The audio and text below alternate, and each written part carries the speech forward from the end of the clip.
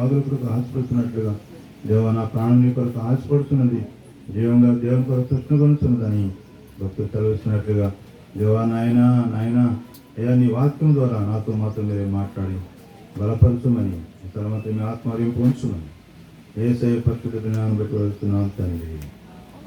దయచేసి కూర్చోండి.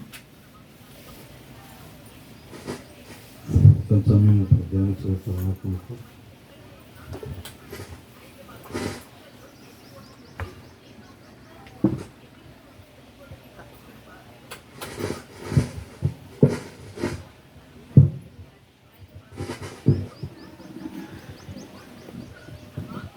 అందరికి వందనాలు.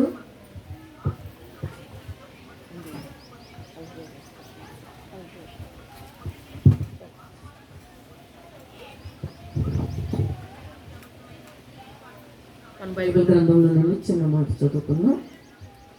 ప్రసంగి గ్రంథము 2వ అధ్యాయము 26వ వచనం ఒకసారి చదువుకున్నాం. ఏలయనగా దైవ దృష్టికి మంచివాడుగా నుండువానికి దేవుడు జ్ఞానమును తెలివిని ఆనందమును అనుగ్రహించును. అయితే దైవ దృష్టికి ఇష్టుడైన వానికి ఇచ్చుటకై ప్రయాసపడి పోగు చేయు పనిని ఆయన పాపాత్మునికి నిర్ణయించును. ఇదియు వ్యర్థముగాను ఒకడు గాలికై ప్రయాసపడినట్టుగాను ఉన్నది. చిన్న ప్రార్థన చేసుకుందాం. ప్రభా యేసయ్య, సర్వశక్తి కలిగిన ప్రభా మీకు వందనాలు. మీ సన్నిధానానికి వచ్చిన మా జీవితాల్లో మాతో మీరు మాట్లాడు ప్రభా. మీ మాటలే మమ్మలను బ్రతికిస్తాయి, బాధలో నెమ్మదిని వేస్తాయి నాయనా. మీ మాట లేకపోతే మనుషుడు రొట్టె వలన కాదు, కానీ దేవుని నోటి నుండి వచ్చు ప్రతి మాట వలన బలము పొంది ధైర్యం పొంది విశ్వాస ప్రయాణంలో ఎంతో ఓపికగా ప్రయాణం చేయగలుగుతాం ప్రభా. ఈ దినము నాతోనూ మాతోనూ మీరు మాట్లాడి మహిమ పొందమని యేసయ్య నామమున అడుగుతున్నాం తండ్రి, ఆమేన్. అందరికీ వందనాలు. చూడండి, దేవుని వాక్యంలో ఇక్కడ మనకి ఏలయనగా దైవ దృష్టికి మంచివాడుగా నుండువానికి దేవుడు జ్ఞానమును తెలివిని ఆనందమును అనుగ్రహించును. ఎవరికన్నా దేవుని దృష్టికి మంచివాడిగా ఎలా ఉంటాడు ఒకసారి దేవుని వాక్యంలో చూద్దాం. 7వ అధ్యాయం సామెత ప్రసంగి 7వ అధ్యాయం 26వ వచనం. మరణము కంటే 560 పేజీ నెంబరు 7వ అధ్యాయం 26వ వచనం. మరణము కంటే ఎక్కువ దుఃఖము కలిగించినది ఒకటి నాకు కనబడెను. అది వలల వంటిదై ఉరుల వంటి మనస్సును బంధకముల వంటి చేతులను కలిగిన స్త్రీ దేవుని దృష్టికి మంచివారైన వారు దానిని తప్పించుకొందురు గాని పాపాత్ములు దాని వలన పట్టబడుదురు. చాలు చూడండి, దేవుని దృష్టికి మంచివారైన వారు దాని నుండి తప్పించుకొందురు. ఎవరో దేవుని దృష్టికి అంటే ఈ లోకంలో మనం బ్రతుకు జీవిత విధానంలో దేవుని వెంబడిస్తున్న విధానంలో మనలను అనేక రకాలైన బలహీనతలు పాపములు మనల్ని వెంటాడుతూ ఉంటాయి. ఇక్కడ రాయబడింది, ఇది స్పష్టంగా రాయబడిన మాట ఏంటంటే ఎవరైతే తన జీవితాన్ని యోసేపు లాగా యోసేపుకి దేవుడు ఏమిచ్చాడు? జ్ఞానం ఇచ్చాడు, తెలివి ఇచ్చాడు, ఆనందం ఇచ్చాడు. దేవుని దృష్టికి మంచివారైన వారికి దేవుడు జ్ఞానమును, తెలివిని, ఆనందమును ఇస్తానన్నారు. అయితే యోసేపు జీవితం ఇంకోసారి వెళితే ఒక ఆదికాండము 39వ అధ్యాయం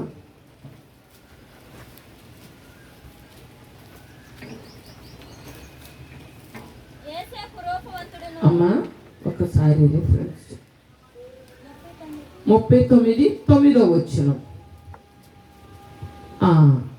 చదువుకుందాం. నీవు అతని భార్యవైనందున నిన్ను తప్ప మరి దేనిని నాకు అప్పగింపక ఉండలేదు. కాబట్టి నేనెట్లు ఎంత ఘోరమైన దుష్కార్యము చేసి దేవునికి విరోధముగా పాపమును కట్టుకుందునని తన యజమానుని భార్యతో అనెను. దినదినము ఆమె యోసేపుతో మాట్లాడుచుండెను గాని అతడు ఆమెతో ఏమాత్రము క్షయించుటకైనను ఆమెతో ఉండుటకైనను ఆమె మాట విన్నవాడు కాదు. చూడండి, ఇక్కడ యోసేపు యవనస్తుడిగా ఉన్నాడు, యవన కాలంలో ఉన్నాడు.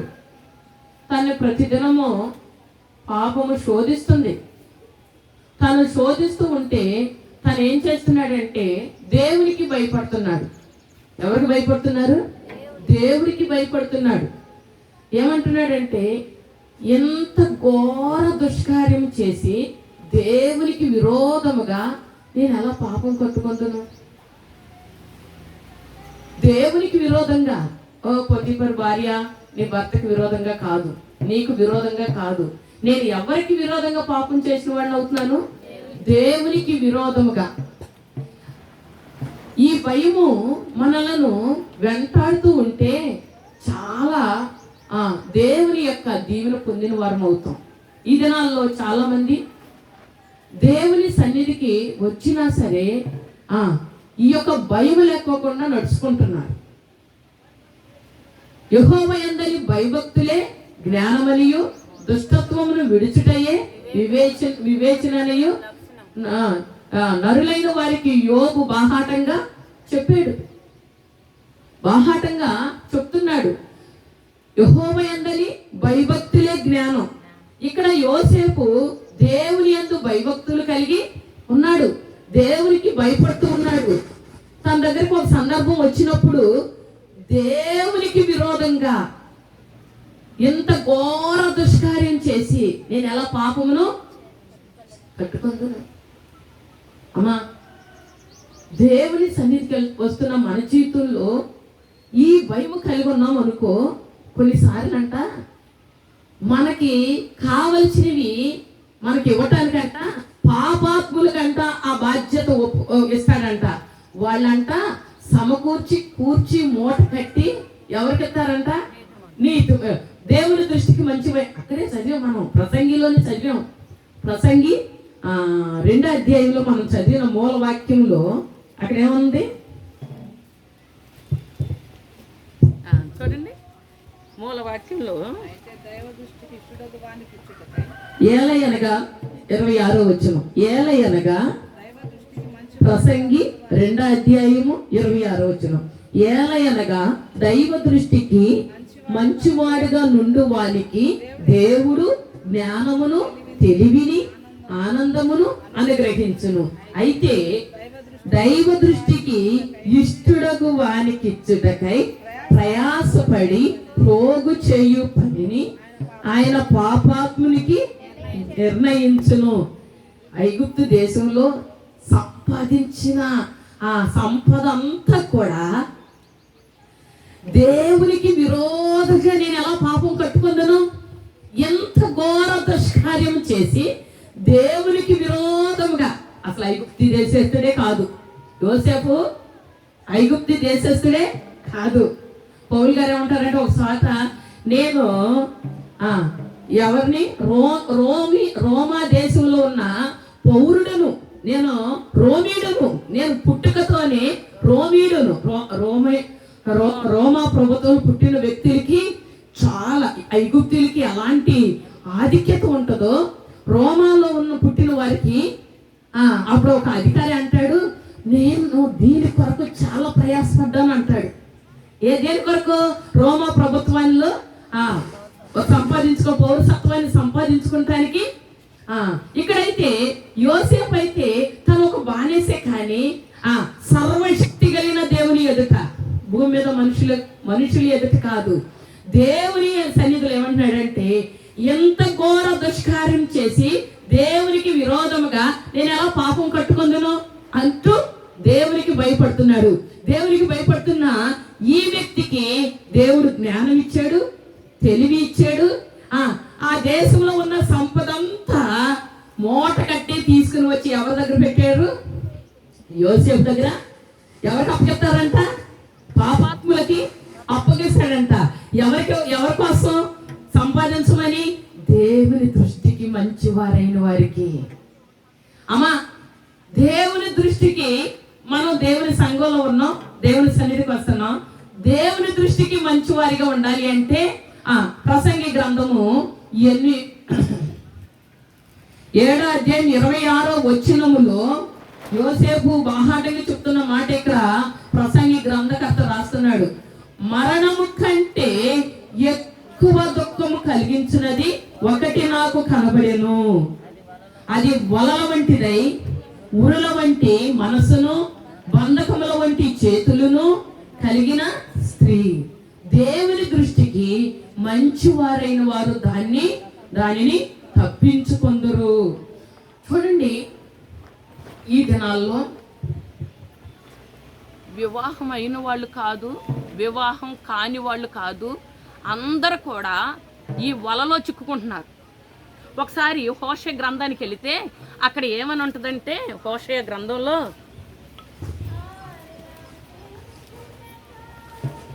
వలల వంటిదై వలకంట మొక్కుతుందంట, లాగి గుచ్చి ఈడ్చుకుంటూ దానిలో పడేసి హబక్కుక సరే హబక్కుకు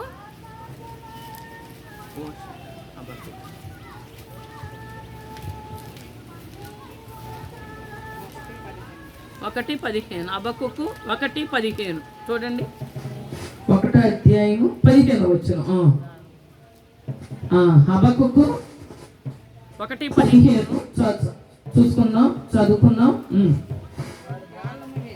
వాడు గాలము వేసి మానవులందరినీ గుచ్చి లాగి ఉన్నాడు, ఉరులు వగ్గి చిక్కించుకొనుచున్నాడు, తన వలతో వారిని గుచ్చుకొని కూర్చుకొని సంతోషపడి గంతులు వేయుచున్నాడు.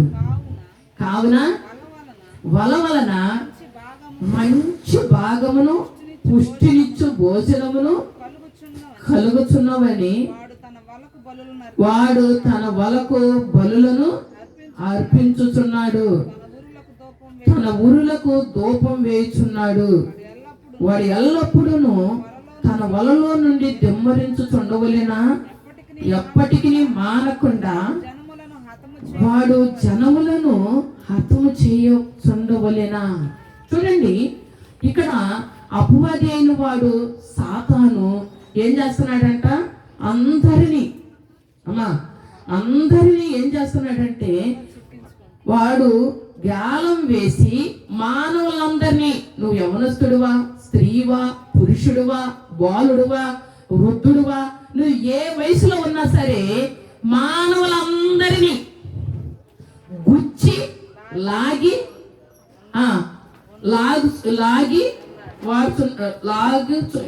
లాగి ఉన్నాడు, ఉరులు వగ్గుచున్నాడు. వాడు తన వలతో వారిని కూర్చుకొని సంతోషపడి గంతులు వేయుచున్నాడు. చూడండి, ప్రతి వారిని ఈ రోజుల్లో వివాహం అయిన వారు, అవనవారు, జరగాల్సిన వారు, పెద్దవాళ్ళైన వారిని అందరినీ కూడా సెల్ ఫోన్ వలన చాలా పాడైపోతున్నారు. సెల్ ఫోను నేను అనుకుంటాను, ఈ హబక్కూకుకి దేవుడు దర్శనంలో దేవుడు చూపించాడేమో, మానవులైన పెద్దవారిని, చిన్నవారిని, పిల్లలను, వృద్ధులను, యవనస్తులందరినీ ఈ అపవాది అయిన వాడు గాలం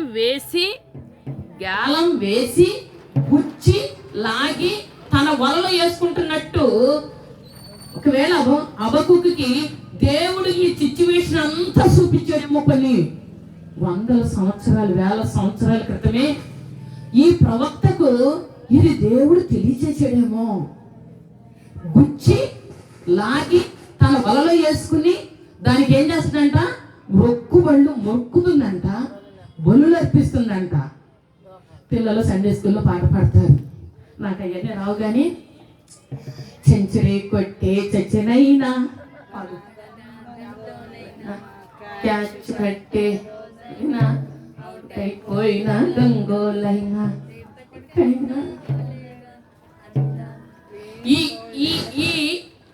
ఈ భూమిని ఏమంటారు, ఈ లోకపు బౌలు నువ్వు దాటేస్తే గోల్డేగా చివరి మాటలు ఏమంటుందంటే, ఈ లోకపు బౌలు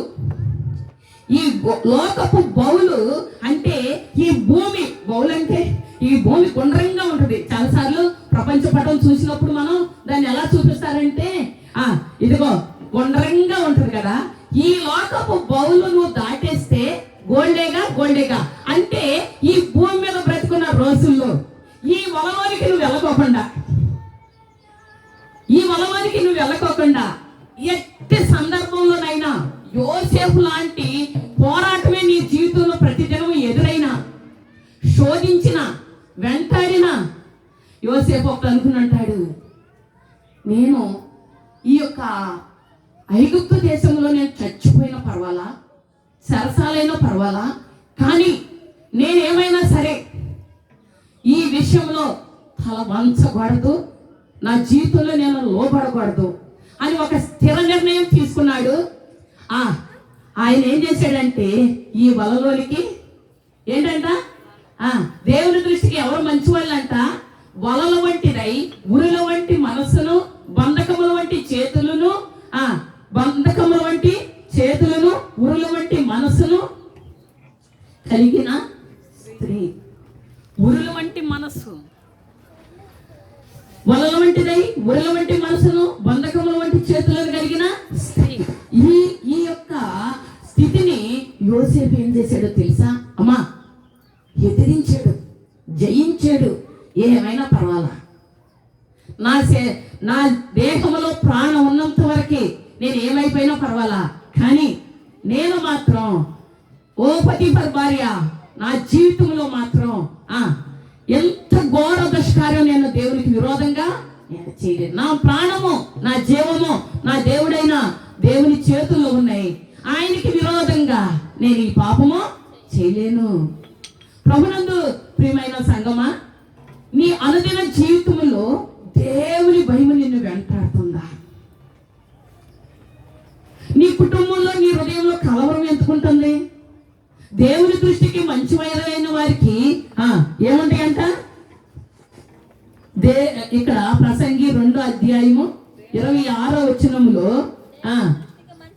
ఏలయనగా దైవ దృష్టికి మంచివాడుగా నుండి వానికి దేవుడు జ్ఞానమును, తెలివిని, ఆనందమును అనుగ్రహించును. నీ హృదయంలో ఆనందం లేకపోవటానికి, నీ హృదయంలో సంతోషం లేకపోవటానికి, నువ్వు దేవుని దృష్టికి మంచివాడిగా ఉండటానికి ప్రయాసపడితే నీకు నీ అవసరతలు, నీ అక్కలు తీర్చడానికంట దేవుని దృష్టికి మంచిగా ఉన్న వాళ్ళకంట సమకూర్చి పెట్టమని పాపాత్ములకు ఆ బాధ్యత ఇస్తాడంట. అంటే నువ్వు పని చేయకుండా ఉండాలని కాదు, పని చేసుకోవాలి. నీ కుటుంబాన్ని పోషించుకోవటానికి నీ వంతులో నువ్వు కష్టపడాలి, చక్కగా కష్టపడాలి. అయినా సరే కష్టపడుతూ నువ్వేం చేయాలంటే దేవుని దృష్టికి మంచివాడిగా ఉండాలి. దేవుని దృష్టికి మంచివాడిగా ఉన్నప్పుడు దేవుడు ఏం చేస్తాడు? యోసేపు దేవుని దృష్టికి మనుషుల దృష్టికి మంచివాడిగా ఉన్నాడు. ఒకసారి సామెతల గ్రంథంలో ఒక మాట ఉంటుంది కదా, అక్కడ రాయబడిన మాట, సామెతల గ్రంథము 3వ అధ్యాయము 4వ వచనం. అప్పుడు దేవుని దృష్టి, సామెతల గ్రంథం 3వ అధ్యాయం 4వ వచనం, పేజీ నెంబర్ 532. అప్పుడు దేవుని దృష్టి యందును మానవుల దృష్టి యందును నీవు దయనుండి మంచివాడవని అనిపించుకుందు. ఎప్పుడు? 3వ వచనానికి వెళ్ళిపోదాం. 3వ వచనానికి వెళ్ళిపోతే, దయను సత్యమును ఎన్నడను నిన్ను విడిచిపోనీయకుము, వాటిని కంఠాభూషణముగా ధరించుకునుము, నీ హృదయమును పలక మీద వాటిని రాసుకునుము. అప్పుడు దేవుని దృష్టి యందును మానవుల దృష్టి యందును నీవు దయనుంది మంచివాడువని అనిపించుకుంటావు. ప్రభునందు ప్రియమైన వాళ్ళారా, కొన్నిసార్లు మన హృదయం యథార్థంగా ఉండకోకుండా మనుషులమైన మనం అందరం ఏమనుకుంటామంటే, మనల గురించి మనం ఏమనుకుంటామంటే, నేను మంచివాడిని, నన్ను చూసి అందరూ మంచోళ్ళు అనుకోవాలి అనుకున్నారు. కానీ యోసేపును చూసి ఆ దేశంలో ఉన్న వాళ్ళందరూ ఏమనుకున్నారంటే, ఇతను ఎంత చెడ్డోడు, అమ్మో పొతిఫర్ అధికారి భార్యని భయంకరంగా శోధించి ఎంత పొరపాట్లు చేశాడు అనుకుని మనుషులందరూ అనుకున్నారు. కానీ అతను అలా చేశాడా? చేయలా. కొన్నిసార్లు మనుషులైన మనము దేవునికి విరోధంగా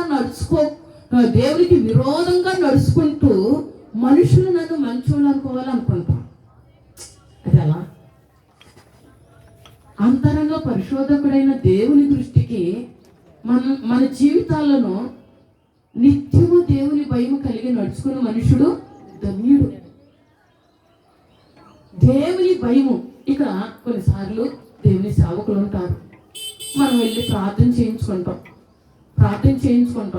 అయ్యా నాకు ఈ సమస్య ఉంది, అది తొలగిపోయేలాగా ప్రార్థన చేయండి, నాకు ఈ కష్టం ఉంది, తొలగిపోయేలాగా ప్రార్థన చేయండి అయ్యా అంటాం. దేవుని సేవకులు ప్రార్థన చేస్తారు, మనం ప్రార్థన చేస్తాం. కానీ దేవుని సేవకుడు ఇక్కడ ఉంటున్నాడు, దేవుని సేవకుడి వెనకాల దేవుడు ఉంటున్నాడు. దేవుని సేవకులు అలా మనల్ని నడిపించడానికి ఇచ్చాడు. దేవుడు అంటున్నాడు, నీవు దేవుని సన్నిధిలో భయభక్తులు కలిగి ఉన్నట్లయితే, దేవునికి విరోధంగా ఒక అవిధేయత, ఒక పాపాలకు నువ్వు దేవునికి విరోధంగా నేను ఇట్టి దుష్కార్యం ఎలా చేస్తానమ్మా అని నువ్వు దూరంగా పారిపోయే వ్యక్తిగా ఉంటే, తప్పుకోకుండా నువ్వు వేసే ప్రతి విషయం అడుగులో కూడా దేవుడు గొప్ప జయము ఇస్తాడు. ఈ వలలోనికి నువ్వు వెళ్ళకోకుండా, ఈ వల గురించి ఎందుకు చెప్పబడిందంటే, ప్రసంగి గ్రంథములో వలల గురించి, వలల వంటిదై ఉరుల వంటి మనసును, బంధకముల వంటి చేతులు స్త్రీ. హబక్కూకు గ్రంథంలో ఏం రాయబడి ఉందంటే, వలల వంటి, అక్కడ తన గుచ్చి మానవులందరినీ గుచ్చి లాగి తన వలలో వేసుకుని ఆ వలకి మొక్కుతుంది, బలులు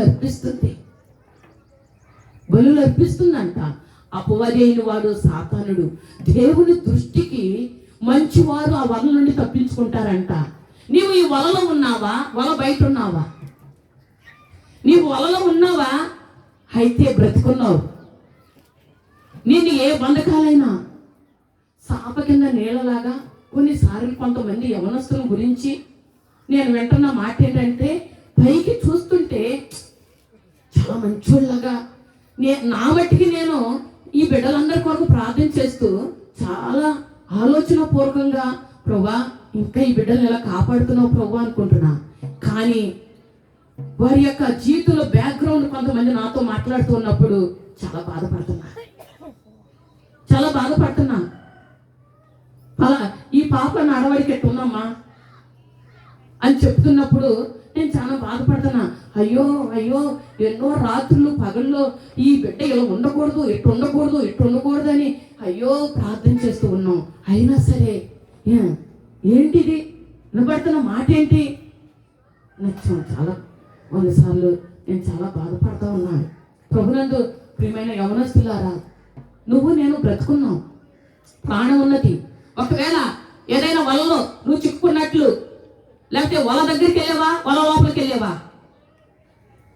నువ్వు ఎక్కడైనా చిక్కుకున్నట్లు ఉంటే ఇప్పుడైనా సరే దేవుని పాదాలు పట్టుకుని ఆ స్థితి నుండి విడుదల పొందాలి. నువ్వు పురుషుడివైనా స్త్రీవైనా నీ హృదయ స్థితి దేవునికి భయపడేదిగా ఉందా? ఓకే, దేవుడు సంతోషిస్తాడు. దేవుడు నీకు సమస్తం సమకూర్చి కూడబెట్టి తీసుకొచ్చి నీ ముందుకి తీసుకొస్తాడు. కానీ నీ జీవితంలో దేవునికి విరోధంగా నిలిచిన, యెహోవా మందిర ద్వారమున నిలుచుట, ఒక్క దినము గడుపుట 1000 దినాల కన్నా శ్రేష్టం. జార స్త్రీ ఇంటి జారల నిలబడట అది ఎంతో. అలాంటి ఆశలు, అలాంటి స్వభావము, అలాంటి మనస్సు, అది ఉరులు వంటిదై, అది బంధకముల వంటిదై, అలాంటి వాటికి నీ జీవితంలో చోటిస్తే ఈ లోకపు బౌలను దాటడానికి కష్టమైపోయిన వ్యక్తి అవుతావు. ఈ బ్రతుకు జీవితంలో అమ్మా, ఈ కొంచెం జీవిత కాలంలో ఈ లోకపు బౌలు నువ్వు దాటేస్తే ఇక అంతా గోల్డ్ అంటే బంగారపు వీధులు. గోల్డేగా అంటే బంగారపు వీధులు. అవి ఎవరి కొరకు? నీ కొరకు నా కొరకే, రక్షించబడిన నీ కొరకు నా కొరకే దేవుడు ఆయన ఏం చేశాడో తెలుసా? బంగారపు వీధులను సిద్ధపరిచే, నేను స్థలం సిద్ధపరచ వెళ్తున్నాను, నేనున్న స్థలంలో మీరందరూ ఉండాలని ఆయన ఏం చేశాడో తెలుసా? నీ కొరకు నా కొరకు రక్తం ఇచ్చి ప్రాణం ఇచ్చి ఆయన చనిపోయి తిరిగి లేచి బంగారపు వీధుల్లోకి తీసుకెళ్ళటానికి ఆయన వెళ్ళారు. నిన్ను నన్ను తీసుకెళ్ళడానికి. ఈ మాటలన్నీ కట్టు కథలు కాదమ్మా, ఇవన్నీ యథార్థాలు. ఈ తిరిగి నీ జీవితంలో సోటి ఇవ్వగలిగితే తప్పకుండా నువ్వు బంగారు వీధుల్లో, ఈ లోకపు జీవితంలో, ఈ లోకపు బౌలు నువ్వు దాటేస్తే నీ జీవితమే ధన్యమైపోతుంది. ఈ కొంచెం కాలం, ఎంతకాలం? కొంచెం సేపే పోరాటం. కానీ నిన్ను ఎలాంటి స్వభావాలు వెంటాడుతున్నా వాటిని దేవుని సన్నిధికి వెళ్ళి పట్టుదలతో ప్రార్థన చేస్తే ప్రతిరోజు వెంటాడుతూ ఉండమ్మా. ఎవరో పొతిఫరు భార్య ప్రతిరోజు దినదినం ఏం చేస్తుంది? మాట్లాడుతుంది, చోదిస్తుంది. కానీ దినదినం దేవునితో సహవాసం చేస్తున్నాడు. నీవేమో ఎప్పుడో ఒకసారి ఆదివారం నాడు ప్రార్థనకు వస్తావు. మిగతా రోజులన్నిటిలో పనులు బాధ్యతలు ఎన్నో ఉంటాయి. దేవునితో సహవాసం చేసే అనుభవం ఉండనప్పుడు నువ్వు వెళుతూ ఉంటావు. ఒక వల లాంటిది వేసేస్తుంది సైతాన్ని, ఒక ఉరి లాంటిది పెట్టేస్తుంది. బ్రతుకున్నాం కానీ కొన్నిసార్లు ఆ వలలోకి, ఆ ఉరిలోనికి, ఆ బంధకాల్లోనికి వెళ్ళిపోతూ ఉంటాం. కానీ దేవునితో నువ్వు సహవాసం చేయటం వలన, యోసేపు సహవాసం చేయటం వలన ఏం చేశాడో తెలుసా? ఆ బంధకాలన్నిటిలో నుండి బయటికి, ఆ వలలోనికి వెళ్ళకోకుండా దేవుని దృష్టికి మంచివాడిగా ఉన్నాడు. కాబట్టి ఇక్కడ మనం చదువుకున్న భాగంలో దేవుని దృష్టికి మంచివాళ్ళైన వారికి తెలివి, జ్ఞానము, ఆనందము, ఆ తర్వాత వారికి కావలసినవంతా పాపాత్ములకి, ఐగుప్తు దేశంలో వాళ్ళందరికీ దేవుడు ఏం చేశాడో తెలుసా? సంపాదించండి, కష్టపడండి, సంపాదించండి, సమకూర్చండి. నా కుమారుడైన యోసేపు ఉన్నాడు ఇక్కడ, మీరు సంపాదించినంత నా కుమారుడికి ఇవ్వాలని ఐగుప్తు దేశంలో ఉన్న మనుషులందరికీ, దేవునికి లోపడిన మనుషులందరికీ ఆజ్ఞాపించి వాళ్ళు కష్టపడి మూట కట్టి ఎవరి దగ్గర పెట్టారంటే యోసేపు పాదాల దగ్గర. బబులోను దేశంలో మూట కట్టి దానియేలు, షడ్రకు, మెషకు, అబేద్గోముల్ని ఆ రాజ్యంలో ఉన్నతమైన స్థలంలో పెట్టి అవన్నీ తీసుకుని వచ్చి ఇంకేంటో తెలుసా? షూషాను కోటలో మొర్దెకైని ప్రధానమంత్రిగా చేసి, కేటుమేను ప్రధానమంత్రిగా చేసి మొత్తము ఆ యొక్క షూషాను కోటలో సంపాదన అంతా తీసుకెళ్లి ఎస్తేరు పాదాల దగ్గర, మొర్దెకై పాదాల దగ్గర. ఇవన్నీ రియల్ కాదా? ఇవన్నీ బైబిల్లో ఉన్న మాట, సున్నైనను పొల్లైనను కొట్టివేయబడదు అని సెలవిచ్చిన మాట మీరు నమ్ముతున్నారా? ఇవన్నీ రియల్ కాదా? అయితే ఒక్క మాట, నీ జీవితంలో నేను ఎలా పాపమును కట్టుకొందును అని యోసేపు ఎలా చెప్పి ఎలా పారిపోయాడో, అనుదిన జీవితంలో నువ్వు అలా పారిపోతూ ఉంటే నీ హృదయంలో కొన్నిసార్లు తల్లిదండ్రులకి తెలీదు, భార్యకి తెలీదు, భర్తకు తెలీదు, బిడ్డలకు తెలీదు, నీ రహస్య జీవితము ఎవరికీ తెలియదు, కానీ దేవునికి తెలుసు. ఇక్కడ యోసేపు అన్నదమ్ములు లేరు, తల్లిదండ్రులు లేరు, ఎవరు లేరు, కానీ ఎవరికి భయపడుతున్నారంటే దేవునికి విరోధంగా నేను ఎలా ఎంత ఘోర దుష్కార్యం చేసి ఈ పాపం కట్టుకుందును. ఈ సహవాసంలో మనకి నేర్పిస్తున్న సత్యము ఈ సహవాస సేవకులు ఎవరు వాక్యం చెప్పినా, దైవజనులు వాక్యం చెప్పినా, అమ్మగారు వాక్యం చెప్పినా చెప్తున్న మాట ఏంటంటే, ఇదిగో ఓ సహోదరుడా, ఈ పాపములకు దూరంగా పారిపో, పరిశుద్ధంగా బ్రతుకు, యథార్థంగా బ్రతుకు, నీతిగా బ్రతుకు, దేవుడు నిన్ను దీవిస్తాడు. అనేక సార్లు ఈ సహవాసం వాక్యం చెప్తున్నప్పుడు నిన్ను పాపానికి దూరంగా చేయాలని, నువ్వు పరిశుద్ధుడిగా బ్రతకాలని, పరిశుద్ధుడిగా బ్రతికితే దేవునికి ఇష్టడుగా ఉంటావని, దేవుని దీవెన పొందుతావని, నీ జీవితకాలం అంతా వర్ధిల్లుతావని పదే పదే పదే పదే బాహాటంగా బోధిస్తున్నారు. అయితే నీ మనస్సులోకి, నీ హృదయంలోనికి ఇవన్నీ చేర్చుకున్నావా? లేకపోతే ఎక్కడైనా ఈ లోకపు వలలో చిక్కుకున్నావా? చిక్కుకుంటే బ్రతికున్న ప్రాణం అన్నది ప్రభు మనల్ని క్షమించటానికి సిద్ధమైన మనసు కలిగిన దేవుడిగా నిలిచి ఉన్నాడు. ప్రార్థన చేసి ప్రభు సన్నిధికి సంపూర్ణంగా లోబడితే ఆయన సర్వశక్తి కలిగిన దేవుడు. నువ్వు వలలో ఉన్నా, వల సమీపంలో ఉన్నా ఆ బంధకాలన్నీ తెంపి నిన్ను బయటికి తీసుకొచ్చే దేవుడు. ఆయన సహాయం చేయడానికి సిద్ధంగా ఉన్నాడు. ప్రార్థన చేసుకున్నాం. ఈ కొద్ది మాటలు ప్రభు దీవించును గాక.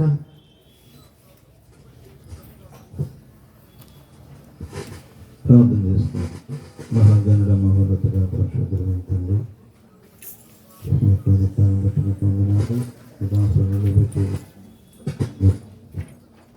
ప్రభా, ఆయన పాదేలు వారు వలపట్టుకు తిరుగుతున్నాడు.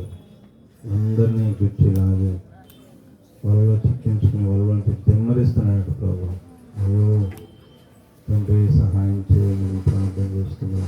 దేవా, మేము వాళ్ళలో చిక్కునకుండా ఉండాలని మా కొరకు మీరు రక్తం కార్చి ప్రాణానికి మేము విశ్వాసిస్తారు.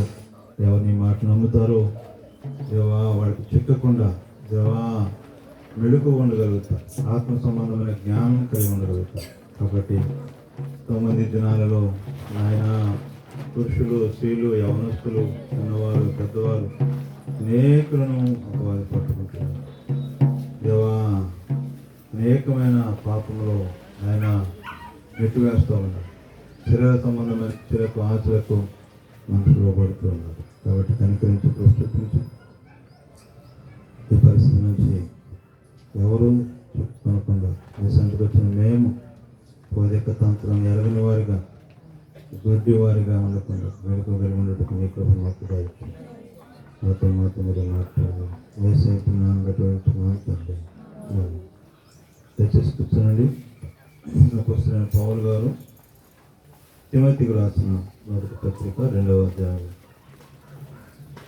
మొదటి నుండి కనివచ్చిన చదువుకున్నాం. మరియు మనము సంపూర్ణ భక్తియు మాన్యత కలిగి నెమ్మదిగాను సుఖముగాను బ్రతుకు నిమిత్తము అన్నిటికంటే ముఖ్యముగా మనుషులందరి కొరకును, రాజుల కొరకును, అధికారులందరి కొరకును విజ్ఞాపనములను, ప్రార్థనలను, యాచనలను, కృతజ్ఞతాస్తుతులను చేయవలని హెచ్చరించుచున్నాను. ఇది మంచిదియు మన రక్షకుడకు దేవుని దృష్టికి అనుకూలమైనదియు అయి ఉన్నది. చూడండి, ఇక్కడ పౌలు రక్షింపబడినటువంటి యవనస్తున్న తిమోతితో చెప్తా ఉన్నాడు. రక్షించబడిన మనము ఎలా ఉండాలంట? సంపూర్ణ భక్తియు మాన్యత కలిగి నెమ్మదిగాను సుఖముగాను బ్రతకాలి. ఈ దేశంలో ఉన్న మనము సుఖముగా నెమ్మదిగా బ్రతకాలంటే ఏం చేయాలంట?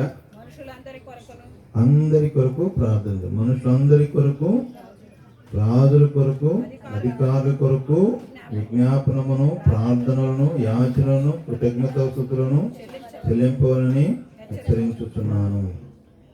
కాబట్టి మనము సుఖముగా నెమ్మదిగా, ఎందుకని మన మధ్య ఉన్నటువంటి అధికారులైన వారు, రాజులైన వారు సరైన వారు కాకపోతే ఏముంటది?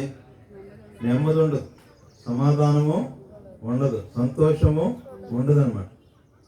కాబట్టి రక్షించబడిన వారు, మరి ముఖ్యంగా ఇక్కడ తిమోతితో చెప్తా ఉన్నాడు, రక్షించబడిన మనము రాజుల కొరకు ప్రార్థన. ఎవరి కొరకు ప్రార్థన చేయాలి? రాజుల కొరకు, అధికారుల కొరకు, మనము మనుషులందరి కొరకు కూడా ప్రార్థనలు, విజ్ఞాపనలు, యాచనలు, కృతజ్ఞతాస్తుతులు దేనికి? మంచి అధికారులు ఇచ్చినందుకు, మంచి పనులు చేస్తున్నందుకు, మంచి జ్ఞానము. యోసేపు రాజు అయ్యాడు, ఆ దేశానికి క్షేమం కాదా? కొరవకు లేనటువంటి జ్ఞానాన్ని దేవుడికి అందరికీ సమృద్ధిగా పోషించలేదా? కరువు కాలంలో భయంకరమైన కరువు, పంటలు లేవు, నీళ్లు లేవు, అలాంటి పరిస్థితుల్లో పశువులు కూడా గడ్డి దొరకని పరిస్థితుల్లో యోసేపును దేవుడు అక్కడ రాజుగా నిర్ణయించబట్టి ఏమయ్యాడు? అక్కడ అందరికీ సమృద్ధిగా ఆహారము దొరికింది. నేను రాజుగా ఉంటానులే, నువ్వు చూసుకోయా, నువ్వు నేను సలహాదారు ఉండమల్లా, నీవే ప్రధానిగా ఉండు. ఎవరు ఉండాలంట? నీవే. ఎందుకని? దేవుడు నీకు ఇదంతా బయలుపరిచాడు.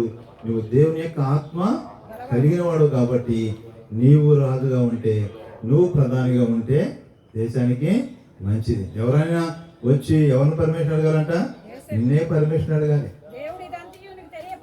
ఎవరు వచ్చి నీకు నమస్కారం చేయాలి? ప్రతి ఒక్కరికి కూడా నీ దగ్గర నమస్కారము చేయాలి.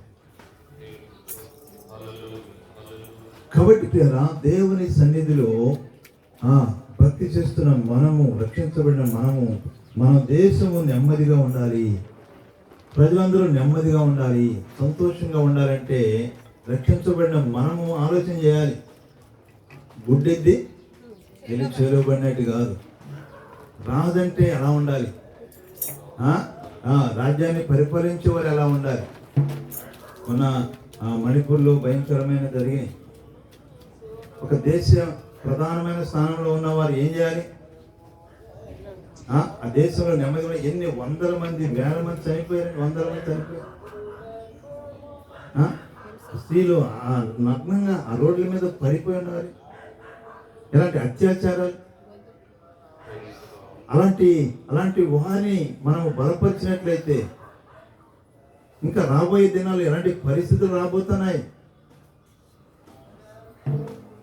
కాబట్టి మనము దేవుని ఎరిగిన మనము, రక్షించబడిన మనము ప్రతి విషయంలో కూడా నువ్వు ప్రార్థన చేయాలి. ప్రార్థన చేసినప్పుడు ఏం చేస్తాడు దేవుడు? దేవుని చిత్తానుసారంగా నిన్ను నడిపిస్తాడు. కాబట్టి పేరా మనము సుఖముగాను నెమ్మదిగా బ్రతకాలంటే ఏం చేయాలంట? మనము మనుషులందరి కొరకు, రాజుల కొరకు, అధికారులందరి కొరకు కూడా ఏం చేయాలి? మనము ప్రార్థన చూడండి. ఇక్కడ ఇర్మీయా గ్రంథంలో 29వ అధ్యాయం, ఇర్మీయా గ్రంథము 29వ అధ్యాయము 7వ వచనం. నేను మిమ్మల్ని చెరగొని పోయిన పట్టణం యొక్క క్షేమము కోరి దాని కొరకు యెహోవాను ప్రార్థన చేయుడి. దాని క్షేమము మీ క్షేమమునకు కారణమగును. ఇశ్రాయేలు దేవుడును సైన్యములకు అధిపతినకు యెహోవా ఇలాగూ మీ మధ్య ఉన్న ప్రవక్తల చేతనైనను మంత్రజ్ఞ చేతనైన మీరు మోసపోకుడి. మీలో కలల కను వారి మాటలు వినకుడి. వారు నా నామను బట్టి అబద్ధ ప్రవచనములు మీతో చెప్పుదురు. నేను వారిని పంపలేదు. ఇదే యెహోవా ఇలాగూ యాజ్ఞ ఇచ్చుచున్నాడు. బబులోను రాజ్యంలో 70 సంవత్సరములు గతించిన తరువాతనే మిమ్మల్ని గురించి నేను పలికిన శుభవార్త నెరవేర్చి ఈ స్థలం మిమ్మల్ని తిరిగి రప్పించినట్లు నేను మిమ్మల్ని దర్శించును. నేను మిమ్మల్ని గూర్చి ఉద్దేశించిన సంగతులను నేను ఎరుగుదును. కాలమందు మీకు నిరీక్షణ మీకు నిరీక్షణ కలుగునట్లుగా అవి సమాధానకరమైన ఉద్దేశములే గాని హానికరమైన ఉద్దేశములు కావు. ఇదే యెహోవా వాక్కు. కాబట్టి దేవుడు అంటున్నాడు, మీరు వెళుతున్నటువంటి ఈ పట్టణం కొరకు ఏం చేయమనంట? ప్రార్థన చేయండి. ఆ పట్టణం యొక్క క్షేమం కోరి దాని కొరకు ప్రార్థన చేయండి. అప్పుడు దాని క్షేమము మీ క్షేమమునకు కారణం. కాబట్టి రక్షించబడిన మనము మన దేశం కొరకు ప్రార్థన చేయాలి, మన రాష్ట్రం కొరకు ప్రార్థన చేయాలి. అది క్షేమంగా ఉంటే మనం క్షేమంగా ఉంటాం. నాయకులైన వారు దేవుని జ్ఞానం కలిగిన వారుగా ఉంటే మనము దేవుని కాపుదల కలిగిన వారుగా ఉంటాం. దేవుని జ్ఞానం లేకపోతే స్వార్థపూరితమైన ఆలోచనతో మరి దేశంలో అలజడులు సృష్టించే వారిగా ఉంటే దేశంలో ఎక్కడ నెమ్మది దొరుకుతుంది మనం? కాబట్టి రక్షించబడిన మనము ఏం చేయాలి? మనము ఇక్కడ చూడండి, ఎందుకంటే కింద అంటాడు, మీరు మోసపోకుడి, మీ మధ్య ఉన్న ప్రవక్తల చేత నేను మంత్రజ్ఞ చేత మీరు మోసపోకుడి, మీరు కలలు కనువారు మాటలు వినకుడి. వారు నా నామను బట్టి ఏం చేస్తారంట? దేవుని నామను బట్టి కూడా అబద్ధ ప్రవచనాలు చెప్తా ఉన్నారు. వారు ప్రవక్తలై ఉన్నారంట, వారు మంత్రజ్ఞులై ఉన్నారంట. వీళ్ళు కూడా ఏం చేస్తారు? ఇలాంటి మోసపు మాటలు చెప్తా ఉన్నారు. కాబట్టి దేవుని దగ్గర కూర్చున్న నీవు, బైబిల్ చదువుతున్న నీవు, దేవుని మాటలు చదువుతున్న నీవు, ఎవరి ప్రవర్తన ఎలాంటిదో నువ్వు గ్రహించాలి. ఈ తోటి వారి యొక్క ఆలోచన ప్రకారంగాను, లేకపోతే దేవుని ఎరగని వారి యొక్క ఆలోచన ప్రకారంగా కాదు. ఎలా ప్రజలకు మేలు చేసేవారు ఎవరు? దేశానికి క్షేమం చేసేవారు ఎవరు? ఎవరు సత్య సువార్తకు అనుకూలమైన వారు ఎవరు అనేటువంటి నిర్ణయములు మనం తీసుకోవాలి. లేకపోతే దాన్ని బట్టి మనము ఏమవుతాం? ఎంత నష్టపోతామో, ఎంత చూడండి. సామెత గ్రంథంలో 29వ అధ్యాయంలో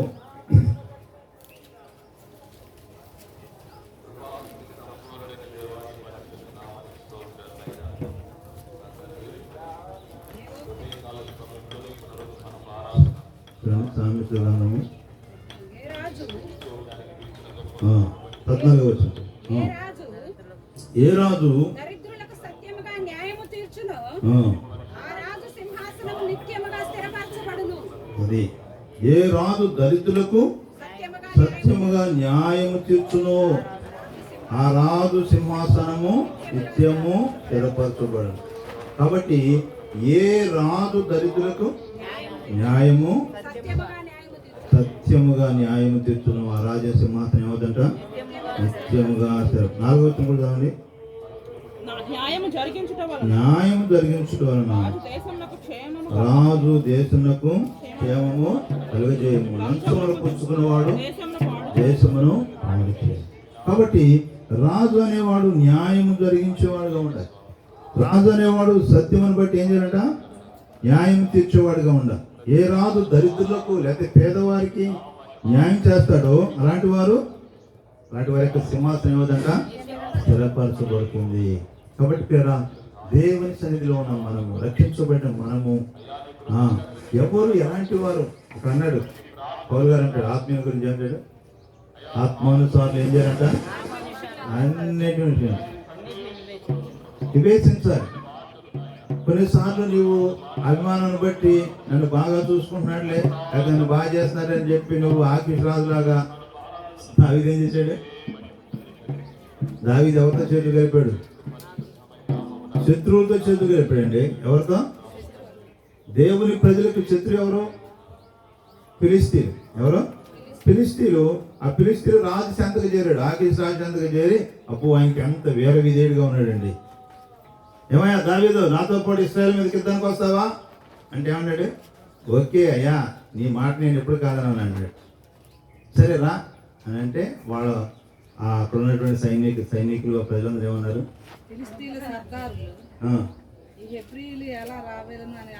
ఎలాగా ఈ దావీదుతో ఉన్న వారందరూ ఎబ్రీలు కదా, వీళ్ళందరూ ఎలాగో మనతో వస్తారు, మనతో ఎందుకు యుద్ధం చేయడానికి రావాలి వాడు ఒకప్పుడు ఇతను మన నాయకుడైన ఫిలిస్తీన్ చంపినవాడు కాదా, గొలియాతును చంపినవాడు కాదా? ఇతని గురించి కాదా పాట పాడింది? సౌలు 1000 కొలది, దావీదు 10,000 కొలది అని పాడింది ఇతను కాదా? ఇతను ఎందుకు నువ్వు కలుపుకుంటున్నావు అని చెప్పి ఏం చేశాడు? వెనక్కి పంపించేశాడు. ఏం చేశాడు? ఆకిష్ బిడ్డ, అయ్యా నువ్వు నాకైతే నమ్మకస్తులు ఉన్నావు, నేను నమ్ముతాను, నేను ఎంతైనా నమ్ముతున్నాను, కానీ నా ప్రజలు మాత్రం నిన్ను నమ్మటం లేదు, దయచేసి వెనక్కి వెళ్ళిపోమా. వెనక్కి వెళ్ళిపోయేటప్పుడు ఏం జరిగిందో తెలుసా? ఏం జరిగింది? ఆ సిక్లాగు పట్నం, తన భార్యలు పిల్లలు వాళ్ళందరికీ కూడా సిక్లాగు పట్నంలో ఉంటే అక్కడికి వచ్చేటప్పటికి శత్రువులు ఈ పట్నం మీద దాడి చేసి ఈయన భార్యని, ఈయన పిల్లల్ని, ఈయన సంపద మొత్తం కూడా వినండి. దావీదు కొన్నిసార్లు ఇలాగ అవివేకంగా ప్రవర్తి. రక్షించబడిన మనము కూడా, దేవుని ఎరిగిన మనము కూడా నీవు శరీర సంబంధమైన వాటికి మనం చోటు ఇవ్వకూడదు. శరీర సంబంధమైన అభిమానానికి మనం చోటిచ్చి వాటికి నీవు చోటిచ్చినట్లయితే నీవు దేవుని ఆత్మ కోల్పోతావు. ఆకీషా చంద్రకి పేరున దావీదు నష్టపోయినట్లుగా ఏమవుతావు? మనం కూడా నష్టపోతావు. ఏది న్యాయమో దేవునికి ఒక అవకాశం ఇచ్చాడు. దేవునికి ఇచ్చిన అవకాశాన్ని నువ్వు చక్కగా సద్వినియోగపరుచుకుని సరైన నిర్ణయం తీసుకోకుండా నువ్వు శత్రువులతో చేతులు కలిపితే, నువ్వు దేవుని ప్రజల పక్షముగా యుద్ధం చేయాల్సి, నువ్వు దేవుని ప్రజలకు విరోధముతో నీ చేతులు కలుపుతావా? ఆకీషు రాజుతో చేతులు కలుపుతావా? అని యుద్ధానికి వెళ్తే ఏం జరుగుతుంది? కానీ యుద్ధానికి జరగకముందే వెనక పంపిస్తే ఎంత నష్టం జరిగింది? ఎంత నష్టం జరిగింది? భార్యను తీసుకుపోయారు, పిల్లలను తీసుకెళ్ళిపోయారు, వారి సంపద అంతా తీసుకుపోయారు. ఆఖరికి దావీదును రాళ్లతో కొట్టి చంపబోయారు కూడా.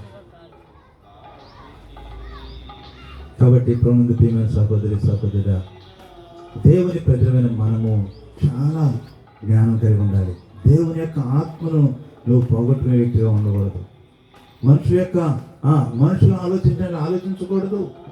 దేవుని ప్రజలమైన నీవు ఈ శరీర సంబంధమైన అభిమానం ఉండకూడదు. అలాంటి వాటికి నువ్వు అభిమానం ఇస్తే, నువ్వు వాళ్ళతో ఆకీషులతో కలిపోయి వాళ్ళకి నువ్వు విధేయుడు అయిపోతే నీకు ఎంత నష్టం జరుగుతుందో తెలియదు. దేశానికి ఎంత నష్టం జరుగుతుందో తెలియదు. దేవుని ప్రజలకు ఎంత నష్టం జరుగుతుందో తెలియదు. దేవుని సేవకులు, ప్రవక్తలు ఏడుస్తున్నారు. అయ్యో ఎంత ఎంత స్వాతంత్ర్యం, దేవుని యొక్క సువార్త ప్రకటించడానికి ఎంత స్వాతంత్ర్యము. నెహ్రూ గారు ఉన్న దినాలలో ఆయన లెటర్ రాసేవారు దైవజనులకి, దానియేలు గారికి. అలాంటి మొరార్జీ దేశాయి వచ్చినప్పుడు, జనతా ప్రభుత్వం వచ్చినప్పుడు, 78వ ప్రాంతంలో జనతా ప్రభుత్వం వచ్చినప్పుడు ఇలాగే క్రైస్తవులను హింసపెట్టాలనుకున్నప్పుడు ఇందిరాగాంధీ ఒకటే చెప్పింది, క్రైస్తవులు దొరికెళ్తే వాళ్ళు నిద్రపోతున్న సమయంలో వాళ్ళు వేస్తే మాత్రం సామాన్యము కాదు.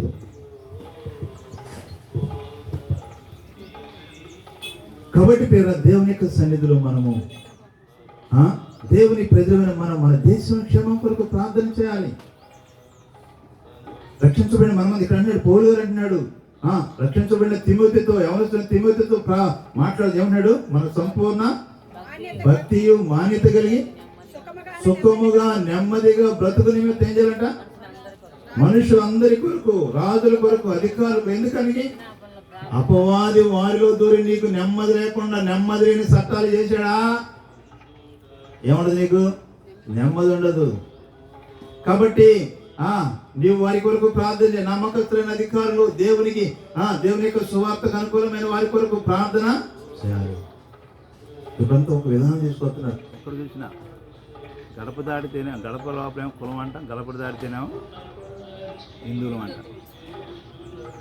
చూడండి రాస్తే ఇక్కడ అందరూ గడప లోపల కులం, గడప దాటితే హిందువులం. అప్పుడు ఏం జరుగుతుంది అంటే మనం అందరం ఏకం అవ్వాలని.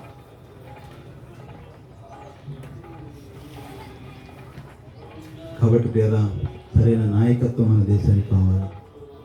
సరైన వారు పరిపాలించే వారు కావాలి. దేవుని యొక్క సువార్తను, మన ప్రజాస్వామ్యాన్ని సంరక్షించే వారు కావాలి.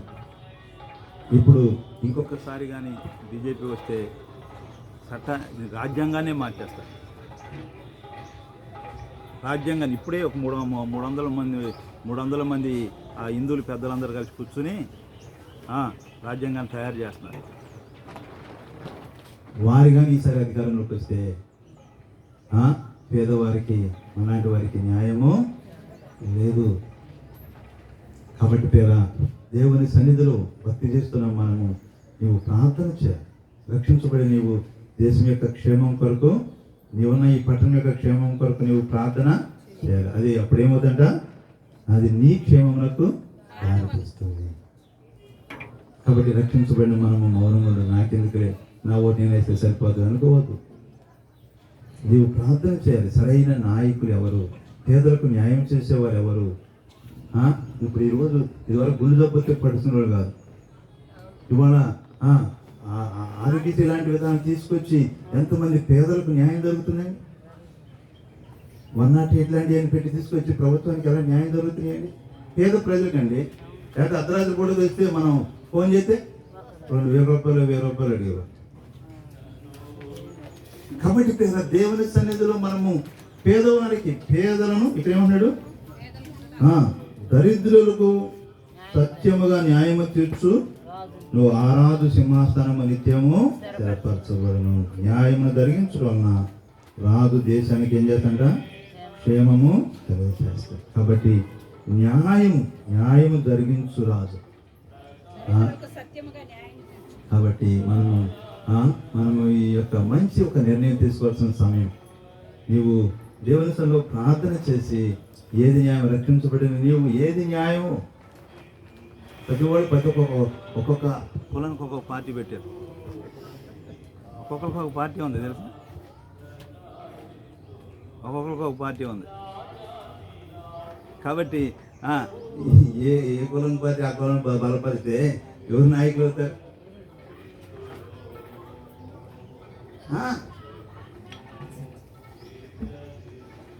లేదు. కాబట్టి ఎవరు న్యాయం తీర్చగలరు, ఎవరు దేవుని పక్షం ఉండగలరు, ఎవరు దేవుని ఎరిగిన వారు ఉన్నారు, ఎవరు దేవుని జ్ఞానం కలిగి ఉన్నారు, ఎవరు దేవునికి ప్రార్థన చేసేవారుగా ఉన్నారు, ఇలాంటివన్నీ మనం ఆలోచించాలి. అలా చేసుకుని సరైన నిర్ణయం మనము తీసుకుని మనము దేవుని సన్నిధిలో, ఎందుకంటే ఇక్కడ అంటున్నాడు సంపూర్ణ భక్తియు మానిత్యం కలిగి నెమ్మదిగా బ్రతుకు నిమిత్తము. చూడండి ఒక మాట నేను జ్ఞాపకం, దానియేలు గ్రంథము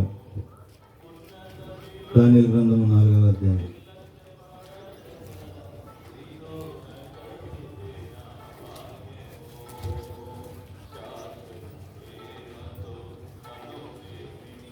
నాలుగవ అధ్యాయం 29. 12 నెలలు గడిచిన పిమ్మట అతడు తన రాజధాని బబులోనులోని నగరంలో సంచరించుండగా రాజు బబులోనులోని మహావిశాలపట్నము నా బలాధికారము నా ప్రభావకాంతులు కనుపరుచుటకై నా రాజధాని నగరముగా నేను కట్టించినది కాదా అని తనలో తాను అనుకునేను.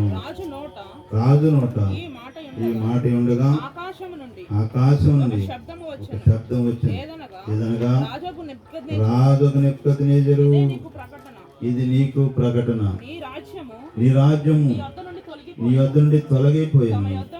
తమ యొద్ద నుండి మనుషులు నిన్ను తరిమెదరు.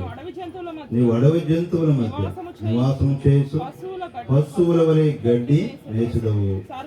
సర్వోన్నతులకు దేవుడు మానవుల రాజ్యము పైన అధికారి అయి ఉండి తాను ఎవరికి దాన్ని అనుగ్రహింప నిశ్చయించును వానికి అనుగ్రహించునని నీవు తెలుసుకున్న వరకు 7 కాలములు నీకు ఇలాగు జరుగునని చెప్పాను. చూడండి, నెబుకద్నెజరుకి ముందుగానే కల వచ్చింది. నువ్వు ఒక జంతువు వలె పశువు వలె గడ్డి మేస్తావని దానియేలు వివరంగా చెప్పాడు. కాబట్టి అయ్యా ఇప్పటికైనా సరే నువ్వు జాగ్రత్తగా ఉండి నీ మనసు మార్చుకో. 20 వచ్చింది, రాజా నా యోచన నీ దృష్టికి అంగీకారం అగును గాక. ఒకవేళ నీవు నీ పాపములు మాని నీతి న్యాయం అనుసరించి నువ్వు బాధ పెట్టిన వారి యందు కరుణ చూపిన నీకున్న క్షేమము నీకు ఇక మీదట ఉండునని దానియేలు ప్రత్యుత్తరము ఇచ్చెను. చూసారు, ముందుగానే ఈ దర్శనం వచ్చినప్పుడు, ఈ కళ వచ్చినప్పుడు దాని బాంబు కూడా చెప్పాడు, అయ్యా నువ్వు ఒక జంతువులాగా నిన్ను మనుషులు ఏం చేస్తారంట అడవిలోకి తరుగుతారు. అప్పుడు నీవు 7 కాలం ఏం చేస్తావు? నీవు అడవి జంతువుల మధ్య గడ్డి మేస్తావు, పశువులు నువ్వు గడ్డి మేస్తావు. అయితే నేను చెప్పేది ఏంటంటే, నా యోచన దృష్టి అంగీకారమవును గాక. ఒకవేళ నీవు నీ పాపములు మాని నీతి న్యాయం అనుసరించి నువ్వు బాధ పెట్టిన వారి యందు కరుణ చూపినట్లా నీకున్న క్షేమము నీకు ఇక మీదట ఉండదని దానియేలు. కాబట్టి పేరా ఈ యొక్క నెబుకద్నెజరు, దేవుడు ఈ నెబుకద్నెజరు చేతికి ఇశ్రాయేలు ప్రజలను అప్పగించాడు. నా సేవకుడు నెబుకద్నెజరు దగ్గరికి వెళ్ళండి, మీరు ఆయన దాసులుగా ఉండండి చెప్పాడు. ఎంతగా దేవుడు సింహాసనం ఇచ్చి అధికారం ఇచ్చి దేవుని ప్రజలను కూడా వారికి అప్పగిస్తే ఇతరునికి ఏమొచ్చేసిందంట? గర్వం వచ్చేసింది. గర్వం వచ్చేసింది. వచ్చినప్పుడు 30వ వచనం అంటున్నాడు, రాజు బబులోను ఈ మహావిశాల పట్టణం నా బలాధికారమును నా ప్రభావకాంతం కనపత్రిక నా రాజధాని నగరముగా నేను కట్టించినదే కాదని తనలో తాను అనుకునేను. చూడండి గర్వం. తను ఒక పట్టణాన్ని కట్టేస్తున్నాడు, ఒక రాజధాని నగరాన్ని కట్టేస్తున్నాడంట. కట్టించినప్పుడు ఆ పట్టణాన్ని చూసుకుని ఆ కట్టడాలు చూసుకుని తన మనసులోకి ఏమొచ్చేసిందంట? గర్వం వచ్చేసింది. నా బలము, నా జ్ఞానము, నా తెలివి, నేను అనేటటువంటి ఆలోచన వచ్చేటప్పటికి వెంటనే రాజు నోటి ఈ మాట ఉండగానే ఆకాశంలో ఒక శబ్దము వచ్చిందంట. రాజు నెబుకద్నెజరు నీకు ప్రకటన, ఈ రాజ్యం నీ యొద్ద నుండి తొలగిపోయాను, తమ యొద్ద నుండి మనుషులు నిన్ను తరిమీద నీవు అడవి జంతువుల మధ్య నివాసం చేయదు, పశువులకు గడ్డి సర్వోన్నతులకు దేవుడు మానవ రాజ్యం పైన అధికారి ఉండి తన ఎవరికి దానిని అనుగ్రహింప నిశ్చయించును వానికి అనుగ్రహించ నీవు తెలిసిన వరకు 7 కాలం నువ్వు ఇలాగన. ఎవరి వాళ్ళ అధికారం? సమస్త అధికారం. ఏమన్నాడు అక్కడ? మానవుల పైన, సర్వోన్నతులకు దేవుడు మానవుల రాజ్యం పైన అధికారి ఉండి దాని ఎవరికి దానిని అనుగ్రహింప నిశ్చయించును వానికి అనుగ్రహించు నీవు. కాబట్టి పేరా ఎవరైనా గర్విష్లేయాలనుకోండి, వాళ్ళు ఏం చేస్తాడా? దించి గడ్డి నేర్పిస్తాడు. సమస్తమైన అధికారం ఎవరిదంట? దేవుడిదే.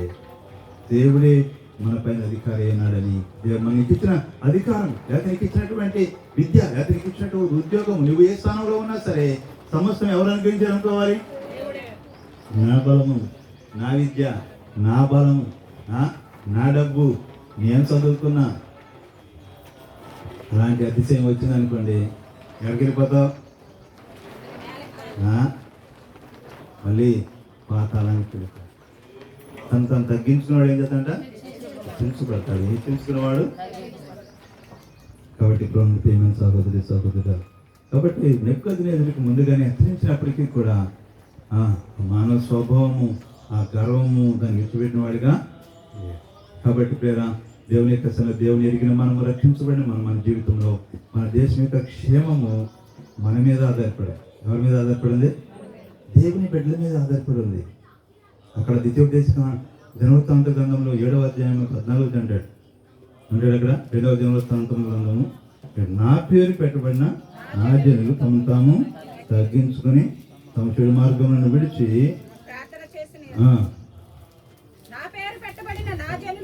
14వ అధ్యాయము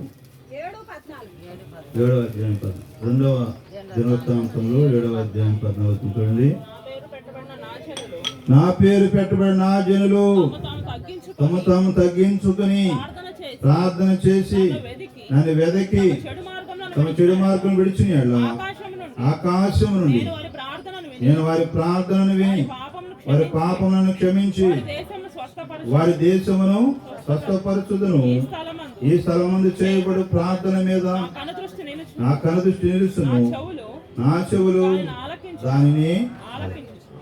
నా పేరు పెట్టబడిన నా జనులు ఏం చేయాలంట? తమ తగ్గించుకోవాలి. ప్రభువా, మా దేశంలో ఇలాంటి పరిస్థితి రావడానికి కారణం నేనే, నా ప్రార్థనాహీనతే, నా భక్తిహీనతే. ప్రభువా, నేను సరైన నిర్ణయం తీసుకోలేకపోయానని చెప్పి దేవుని సన్నిధిలో మనము ప్రార్థన చేసి దేవుని యొక్క ఆలోచన ప్రకారంగా వెళ్ళాలి. దేవుని యొక్క ఆత్మను మనము విడిచిపెట్టి దేవుని యొక్క సువార్తకు, దేవుని శత్రువులకు, దేవుని ప్రజలకు విరోధంగా ఉన్న వారితో చేతులు కలపొద్దని దయచేసి. అలాంటి వారిని నువ్వు బలపరచొద్దు, అలాంటి వారితో కలిసి యుద్ధానికి వెళ్ళొద్దు. ఎందుకంటే దేవుని ఆత్మను మనం పోగొట్టుకోకూడదు. దేవుడు నీకు ఒక అవకాశం ఇచ్చాడు. సరైన నాయకుని దేశానికి అందించవలసిన పరిస్థితులు మన మధ్య ఉన్నాయి. కాబట్టి ప్రార్థన చేసి మనము సంపూర్ణ భక్తియు మాన్యత కలిగి నెమ్మదిగాను సుఖముగా బ్రతకాలి అంటే సరైన నిర్ణయాలు, సరైన ఆజ్ఞలు, సరైన చట్టములు చేసేవారు మన దేశానికి రావాలి అంటే నీ మీద ఒక ప్రార్థనా పరుడుగా, ఒక ప్రార్థనా పరులుగా, ఒక విశ్వాస వీరురాలుగా దేవునిలో ప్రార్థన చేసి మా దేశాన్ని కాపాడుకోవా, మా దేశానికి సరైన నాయకులు అందించుకోవా, మా దేశంలో సువార్త నిరాటంకంగా సాగాలి ప్రభువా. అలాంటి ఆటంకాలు అడ్డుగా వచ్చే వారిని రానియొద్దు ప్రభు అని చెప్పి దేవునిలో ప్రార్థన చేసి దేవుని సన్నిధిలో సరైన నిర్ణయాలు, శరీర సంబంధమైన ఆలోచన ప్రకారంగా నిర్ణయాలు తీసుకోవద్దు. నీకు తోచినట్టుగా, లేదా నీ స్నేహితులు చెప్పినట్లుగా, లేదా నీ రక్తబంధం చెప్పినట్టుగా అలాంటి వాటికి, ఎందుకంటే దేవుని ఎరిగిన మనము దేవుని యొక్క ఆత్మానుసారముగా ఉండాలి. అప్పుడు మన పక్షంగా ఎవరుంటాడు? దేవుడు ఉంటాడు. నీ కుటుంబ పక్షముగా, నీ భార్య పక్షముగా, నీ పిల్లల పక్షముగా, నీకున్న వాటన్నిటి పక్షముగా దేవుని కాపుదలు ఉంటాడు. ఎవడు ఎత్తుకెళ్ళడానికి, దోసుకోవడానికి అధికారము ఉండదు. లేకపోతే శత్రువు అయిన వాడు, నువ్వు శత్రువుతో చేతులు కడితే ఇంకొక పక్క నుంచి వాడు నిన్ను దోసుకుంటాడు. కాబట్టి విషయాల్లో మనము మెడుకు కలిగి ఉందాం, జ్ఞానం కలిగి ఉందాం, ప్రార్థనాపూర్వకంగా ఉందాం. మనము ప్రార్థన చేసి సరైన నిర్ణయాలు మనము తీసుకుందాం. తర్వాత మనము శపితమైనవి, ఈ ఓట్ల ఎలక్షన్ సమయాల్లో మీకు ఇచ్చేటటువంటి డబ్బులు కానీ ఏవి కానీ అవి శపితమైనవి. శపితమైన వాటిని ఆశించి ఏమైంది? నయమాన ఎవరైనా గెహాజీ నయమాన్ యొక్క వెండి బంగారాన్ని ముందు అయ్యగారికి వచ్చింది శోధన. చాలా మంది ఇప్పుడు అయ్యగారికి వస్తున్నాయి శోధన. డబ్బులు మొన్న అన్నాడు ఒక ఆయన 5,000 ప్రాణం పెడితే, అయ్యా పోయినసారి ఎవరు పంచారు తెలుసా? ఫాదర్స్ పంచారయ్యా, పాస్టర్లు పంచారయ్యా. అబ్బో ఎట్ట పంచారయ్యా బాబు అనుకున్నాను. ఎందుకంటే సేవకులు అంటే నమ్మకం కదా. డబ్బులు ఒకవేళ ఇచ్చిన వారికి ఇచ్చి మిగతా అప్పు చెప్తారని చెప్తున్నారు కదా. ఒక 3 రోజులు ప్లాన్ చేస్తే ఆయన చెప్తున్నారు ఒక ఆయన కండక్టర్. ఈ మధ్య ఇంకో సంవత్సరం వచ్చింది, నీకు 10,000 కడితే నెలకు వారానికి 4,000 ఇస్తామని చెప్పారు. కోట్లు కట్టారండి, కోట్లు. బంగారం తాకట్టు పెట్టి, ఇల్లు పట్టాలు తాకట్టు పెట్టి, పొలం తాకట్టు, కోట్లు కట్టారు. 4 నెలలు ఇల్లు కట్టినప్పుడు వాళ్ళకి, వాళ్ళు కట్టినప్పుడు వీళ్ళకి ఇచ్చారు. మిగతాన్ని మూటలు కట్టిన ఎత్తుకుపోయారు. కోట్లు. ఎవరో తెలుసా? మాస్టర్ గారులండి. అబ్బో పందిరాలు నిండిపోయినాయి. హిందువులందరూ వచ్చేసారు. అబ్బో మేము కడతామని. సైతాన్ ఇది నాకు ఇక్కడ చెప్పే కదా, ప్రవక్తలను, మంత్రజ్ఞులను ఎవరు నడుకున్నాడు? వీళ్ళందరూ దేవుడు చెప్పాడంటే దేవుని పేరు మీద మోసం చేస్తారు. కాబట్టి నీవు దేవుని ప్రవక్త ఎవరు, దేవుని నామాన్ని బట్టి చెప్పిన వారు ఎవరు, లేకపోతే అబద్ధ ప్రవక్తలు ఎవరు నువ్వు గ్రహించాలి. కాబట్టి ఇలాంటి వాటిని, శపితమైన వాటిని తీసుకుని నువ్వు శాపం తెచ్చిపెట్టుకోవద్దు. నువ్వు ఎంత ఇబ్బందుల్లో ఉన్నా సరే అలాంటి తీసుకుని వచ్చి ఇంకా నష్టపోవద్దు. కాబట్టి ప్రేర, నీవు దేవుని కొరకు ఒక సాక్షి నిలబడు. నీ కష్టం మిగిలితే చాలు. నా దేవుని యొక్క వాటిని ఎవరి భయభక్తి కలిగి ఆయన త్రోవలను నడుచుకోవాలన్న నిత్యముగా నువ్వు నీ చేతుల కష్టాన్ని నేను ఒక సాక్ష్యం చెప్పుకో. నాకు ఓటు వచ్చిన కాడ నుంచి 18 సంవత్సరాలు నిండిన కాడ నుంచి ఇప్పటి వరకు రూపాయి తీసుకోలేదు. సేవలోకి వచ్చిన తర్వాత కాదు, 18 సంవత్సరాల వయసు. కాబట్టి దేవుని సన్నిధిలో ప్రియమైన సహోదరులు వాటితోనే నువ్వు బ్రతకు. అవి వచ్చిన దాన్నే పోతాయి. ఏదో ఒకటి వచ్చిరా శోధన, శ్రమ, నష్టం వస్తుంది. కాబట్టి అలాంటి వాటిని అంటుకోవద్దు, ముట్టుకోవద్దు, అటు వాటిని చూడొద్దు. నువ్వు ఆ నిగ్రహ శక్తి తెచ్చుకో. వీటన్ని పెంటగా ఎంచుకో. దేవుడు నీకు తోడై ఉంటాడు. దేవుడు నీకు సహాయము. దేవుని సేవకులుగా దేవుని వాక్యం నుండి మేము చెప్పవలసింది చెప్తున్నాం. ఎంతమంది లోబడతారో, ఎంతమంది నమ్ముతారో వారు మేలు. ప్రార్థన ఒక నిమిషం దేవునితో ప్రార్థన చేస్తున్నాం.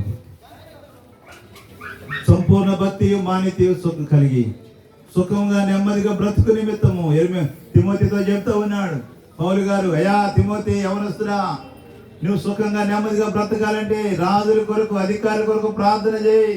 ఎందుకంటే వారిలో అపవాది అయిన వాడు దూరి ఎలాంటి చట్టాలు చేయబోతున్నారు, ఎలాంటి దేవుని ప్రజలకు దేవుని యొక్క సువార్తకు ఆటంకములు ఏర్పడబోతున్నాయో, ఎలాంటి చట్టాలు చేసి దేవుని ప్రజలను సంఘముని ఎలా హింసించబోతున్నారు. ప్రార్థన చేయి. రక్షించబడిన వారిగా నీవు శత్రులైన వారితో చేతులు కలపొద్దు. అయ్యో, దేవునికి విరుద్ధమైన వారితో చేతులు కలపొద్దు. ఎవరు పేదవారిని కనికరించే వారిగా ఉన్నారు, ఎవరు న్యాయం చేసేవారిగా ఉన్నారు, దాన్ని నువ్వు గ్రహించకపోతే మా పితలైన వారు మొదటి నుంచి ఇలా చేస్తారు కదా, మేము కూడా అలాగే చేయాలనుకోవడం కాదు. నువ్వు న్యాయమైన వ్యక్తిని, ఏది మనకు న్యాయం చేయగలరు? దరిద్రులను ప్రేమించేవారు, పేదవారికి న్యాయం చేసేవారు ఎవరు ఉన్నారు? దేవుని సువార్తకు అనుకూలమైన వారు, దేవుని నామం ఎరిగిన వారు, దేవుని సన్నిధిలో ప్రార్థన చేసేవారు. నువ్వు దేవుని ఎరిగిన వ్యక్తి అయ్యి కూడా సరైన నిర్ణయములు తీసుకోలేకపోతే, నువ్వు శత్రువుని వారితో చేతులు కలిపితే,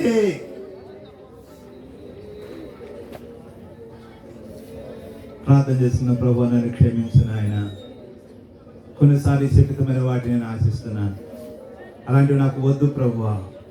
నువ్వెంత అవసరంలో ఉన్నా సరే, ఎంతో అవసరం, తినడానికి తిండి లేని పరిస్థితి ఎలీషా దగ్గర ఉన్నది. ఆ శిష్యులందరికీ భోజనం పెట్టలేని పరిస్థితిలో ఉన్నాడు. అయినా సరే తీసుకొచ్చినటువంటి 1,20,000 రూపాయల సొమ్ము నాకు సిల్లిగా కూడా అక్కర్లేదే. శపితమైనది ఎలాగ సంపాదించాడో తెలియదు, తన అవసరాన్ని బట్టి తీసుకొచ్చాడు. అలాగే ఇది నాకు అనేక మంది తీసుకొస్తున్న వాటిని మనము సపోర్ట్ చేయరు. అలాంటి వాటిని నువ్వు తీసుకుని నష్టపోవు. లేనిపోయిన శాపము, కుష్టి వ్యాధి తెచ్చిపెట్టుకున్నా, తన వరకే కాదు తన పిల్లలు కూడా తెచ్చిపెట్టుకున్నాం. ప్రార్థన చేసుకున్నాం.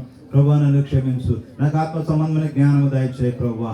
అవివేకంగా నడుచుకోకుండా, అవివేకమైన ఆలోచన. అయ్యో, దావీదు ఎంత భక్తి చేసిన వాడిగా ఉన్నాడు, కొన్నిసార్లు శత్రువులతో చేతులు కలిపిన వాడిగా ఉన్నాడు, కొన్నిసార్లు అవివేకమైన ఆలోచన, అవివేకంగా మాట్లాడి ఎంత నష్టపోయిన వాడిగా ఉన్నాడు ప్రభువా.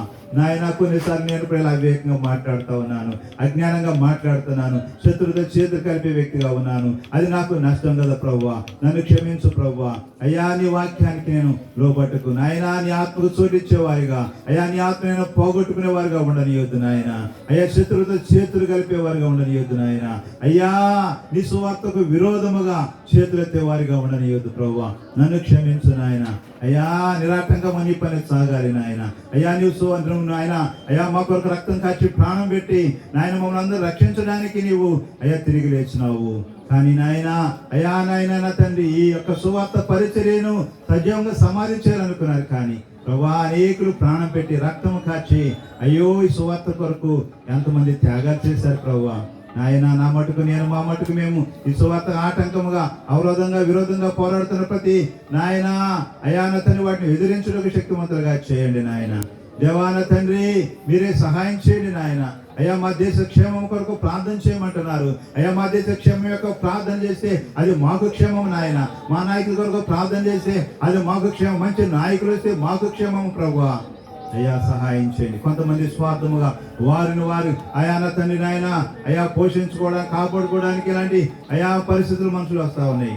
కాబట్టి నాయన, ఇలాంటి పరిస్థితులు మేము ఎక్కడ కూడా నాయన అయ్యా నా తండ్రి నాయన లోక సంబంధంగా ఆలోచన చేసి నాయన నా తండ్రి ఎక్కడ మేము అవివేకంగా ఉండకుండా సరైన నిర్ణయాలు తీసుకునే ముందుకు సాగినట్లుగా నాయన దేవుని బిడ్డలుగా ఈ ఆత్మానుసారమైన నిర్ణయాలు తీసుకోవడానికి సహాయం చేయండి.